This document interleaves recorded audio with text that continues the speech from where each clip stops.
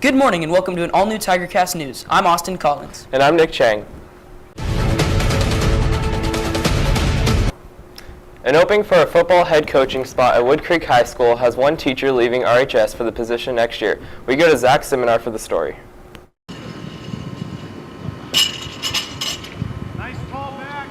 Starting in the 2015-2016 school year, Brad Hunkins will leave behind his position as football, wrestling coach, and social geography teacher to fill in for a varsity head coaching spot at Woodcreek High School. And so it was an opportunity that I've been looking forward to during my young teaching career, and I've known Coach Jason and Coach Kyle Stowers for a long time, and so it was a nice easy fit.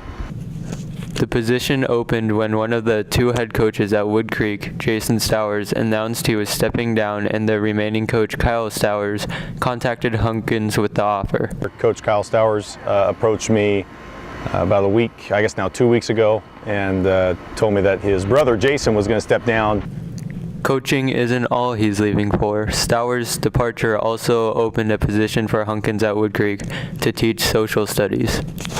And they needed a social studies teacher and a head football coach to help them out.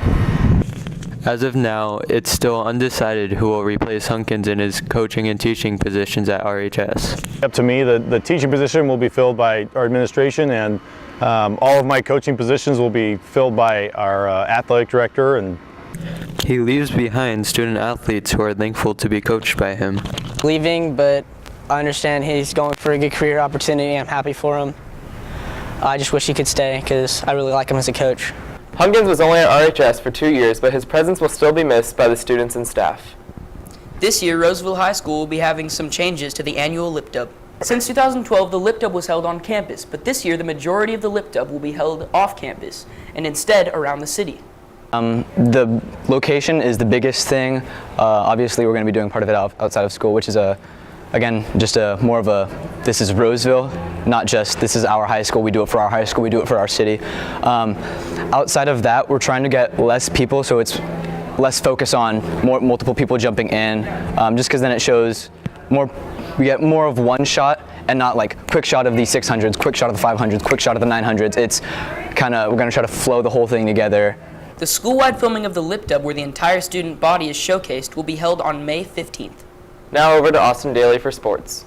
Thanks, Nick. For an update on a story we covered last week, at their last league home meet, swimmers Kevin Gard, Adam Botnan, Eric Metzler, and Josh McCown broke the 400 freestyle boys relay record with a time of 3 minutes and 30.77 seconds. Congratulations. When was the last time you stepped foot onto the football field or walked between the portables? Do you know that you were really walking on top of? For more, we turn to Josh Carson with the story. I'm standing on top of Hanson Field. I'm also standing on top of one of the only fields that runs from east to west. You know what I'm also standing on top of? The transcontinental cable that runs from Canada through the US to Mexico to Europe, that provides cable communications all throughout the West Coast. And if this line were to be altered in any way, then phone call and communications would not be able to happen. Not only does this cable run underneath the football field, but it also runs through the portables. I knew we were on top of the cable, so there's a lot of places if you look that you just can't build on top of it. And Stewart is right.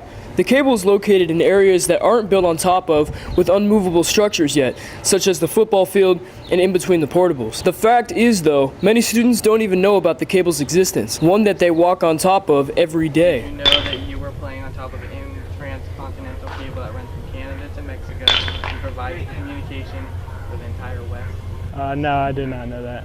Because of the transcontinental cable, Hanson Field is one of the only football fields to run from east to west instead of north-south, causing the sun to shine in players' eyes. It is a problem, but it's not a problem for a long time. I mean, based on the time changes, what happens is for about 10, 15 minutes of the first half of varsity game, it's in the goalie's eyes. But I understand our field's a little different, and so for about 15 or 20 minutes into the varsity game, it's in their eyes, and usually we try and put the other team in that situation, but it really depends.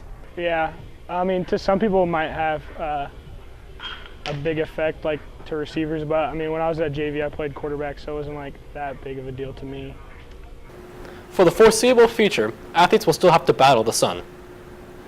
This past Friday, Roseville had its first sports rally, recognizing all student athletes this past school year.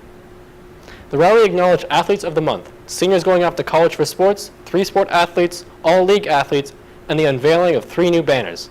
But no other athlete was applauded more than senior Matthew Molino, who played 3 sports all 4 years he was at RHS. We have one student here at RHS who's played 3 sports all 4 years of his high school career. This is a huge commitment to Roseville High School. Congratulations to senior Matthew Molino. Molino played football, wrestling, and track all 4 years and was recognized for being the only one in his class to accomplish this feat. So being recognized as the only athlete to do 3 sports for 4 years was really cool. I didn't think it was that too much of a big deal until I saw all the names of 3 sport athletes, freshmen, sophomore, and juniors, and then I realized dang, I'm the only one for the seniors. So I thought that dedicating the entire rally to the sports and all the athletes was really cool because sometimes even though crowds at games or at matches, you don't feel like you get recognition, and so I think it was really nice and really appropriate to acknowledge all the athletes that have been working hard and committing their time to doing sports at RHS. Congratulations to the more than 700 students who played sports for Roseville this past year. The Roseville baseball team continued their hot streak with a win against Bella Vista on Monday. With this win, the team has taken a 2-game lead in the CVC. If the Tigers win their game against Whitney today, they will clinch first place and advance to the playoffs. My team's reached first place with a lot of hard work and dedication, long nights on the baseball field. To clinch first place, we got to win a couple more games. I believe we could do it. We're playing well right now, and in playoffs, I think we'll do pretty good as long as we play Roseville baseball. After today's game, the Tigers will play Ponderosa on Friday and Oakmont on Monday for their last league games. Now let's go back to Austin Collins with a developing story. Next school year, students will have to fill out their emergency cards in a not-so-familiar format. Adapting to a more technological approach, students will have to fill out their cards online through their HomeLink account. We've changed the protocol. We used to collect a piece of paper from each student that identified their address and emergency medical needs. The districts decided to go paperless.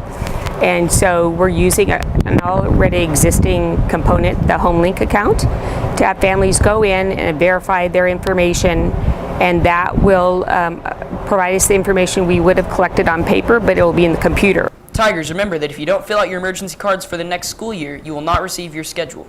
On May 15th, students Maddie Whalen and Eve Hill from first period RHS Peer Helping plan to help host a charity event at Moose Lodge.